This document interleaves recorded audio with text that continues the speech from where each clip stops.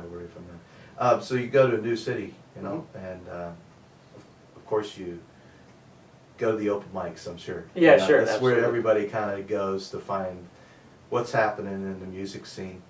And when you moved here to Pittsburgh, what happened? How did you find out what was going on? Well, I mean, it's some of what you said. I just started playing some open mics, and that's what I had done when I moved to San Francisco too. I just showed up, started playing at some open mics, and then you know, met musicians, and then started getting gigs and playing around and getting bigger gigs and finding other people to play with and that sort of thing. So all of the musicians on Long Long Way, those were musicians. I recorded that actually when I was still in San Francisco, and all those musicians are people I met in San Francisco when I you know, playing around there, and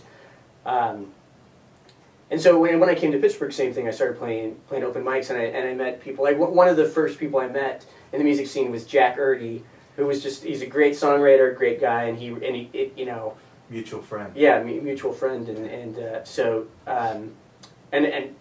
playing with him, and I actually got to do a show with Bill Toms. I did a show with Bill Toms and Jack Erdy early on, so you know, and that's within being a year of being here, and I think it's not about me really so much as it's about Pittsburgh. They were just so nice and willing to be supportive. So I found it in some ways relatively easy to get plugged into the scene, you know, in terms of meeting musicians and that sort of thing. I think many places, you know, Pittsburgh, San Francisco, I think it's still sort of hard to get people out to shows. You know, getting plugged into the scene is one thing, and like I said, Pittsburgh, I thought very friendly to live music in terms of getting plugged in, but still it's kind of hard. I still am struggling. You know, our show tonight. I hope everyone listening will come out and support that show, support live music.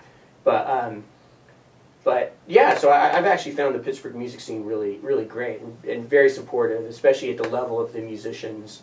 You know, really fantastic. I was just curious because, you know, I grew up here and my dad was a musician. Okay. So it was like everybody that's a Pittsburgh musician everybody knows everybody. Sure. You know, now there's a lot of new bands coming up that I don't kind of keep up to date on, but I find new bands that I go, hey, wow, those guys are great, and you know, they're local, and we're not really known for that. Yeah. Here, that I think, you know, two of the bands that I could think of, that two or three that have broken out, you know, Joe Grishecki, Sure. Donnie Iris, Rusted Root, Sure. Yeah. Gathering Field. These are bands that, you know, had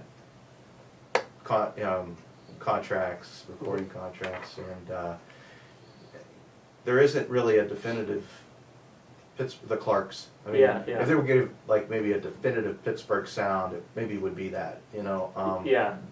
But it's in a lot of ways a melting pot. There's a lot of music here, but it's not like New Orleans where you get this melting pot Sure. of things. But we are in Appalachia. Sure. I mean, Yeah. the northern terminus of it, and I find it interesting that doesn't seem to be as much of that influence locally. But you go to Morgantown. Yeah. Sure.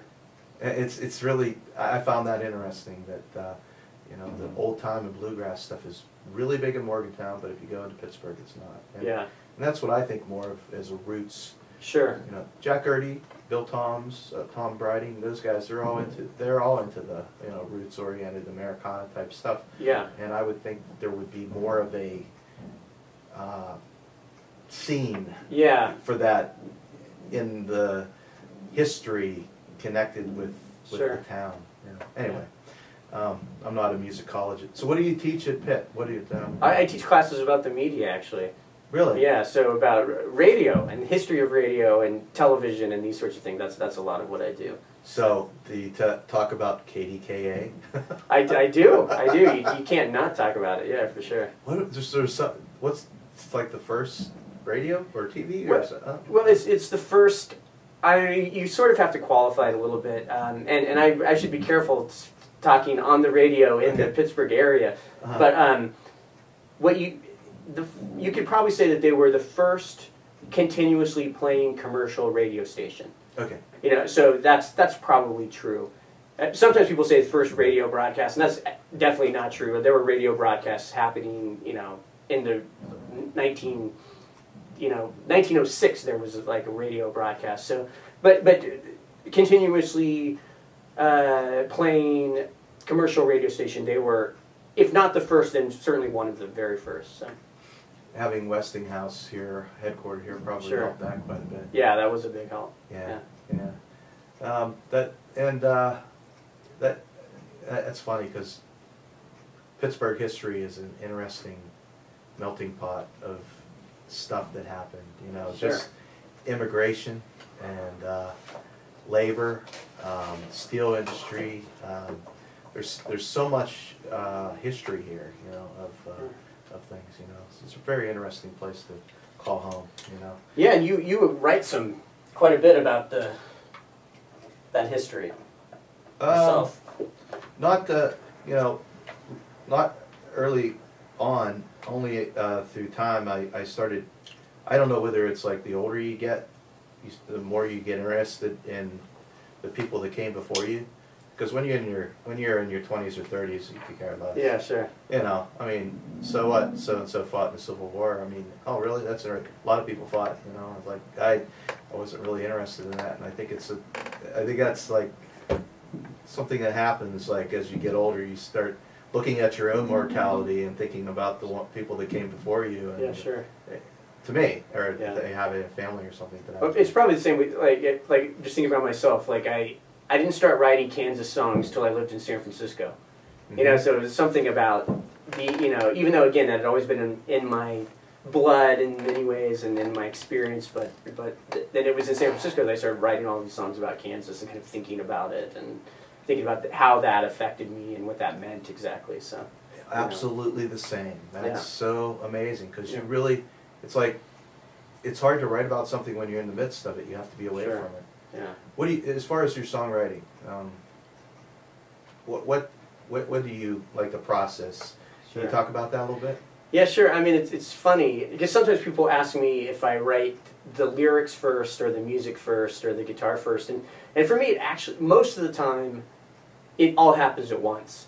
So that I'll have some idea, and then that idea will kind of coalesce and it will come together. There'll be a guitar bit, the lyrics, and the music. I'll kind of do it all together.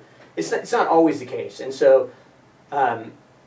And then when I do that, usually the songs come out very quickly. You know, this song will just kind of come out almost formed. Like that, I think the Small Town Boys I basically wrote in a day. I've been thinking about the story that it's about this shooting in my hometown that it's based on. And then I just kind of sat down and wrote the song, right?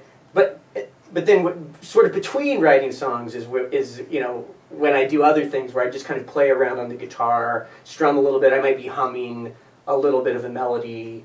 I might be, you know, I write things down that are little bits of lyrics that I want to remember.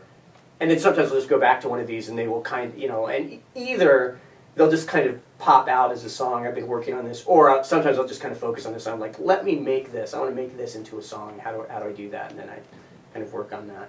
Yeah, you get a hook maybe. And, yeah. But you don't have the fully formed chord changes or exactly. Thing. And the hook will be kind of the muse just kind of steps in and says, drops this on you. Exactly. Yeah. But isn't it cool when it happens all at once? Like yeah, you just it's very like, nice. Yeah. You know, you feel like you're plugged into some external. I don't know. It just all flows. Music, lyrics, boom, you're done. And you sit back and you go, you know, you want to have a cigarette afterwards. Yeah, sure. Yeah. Yeah.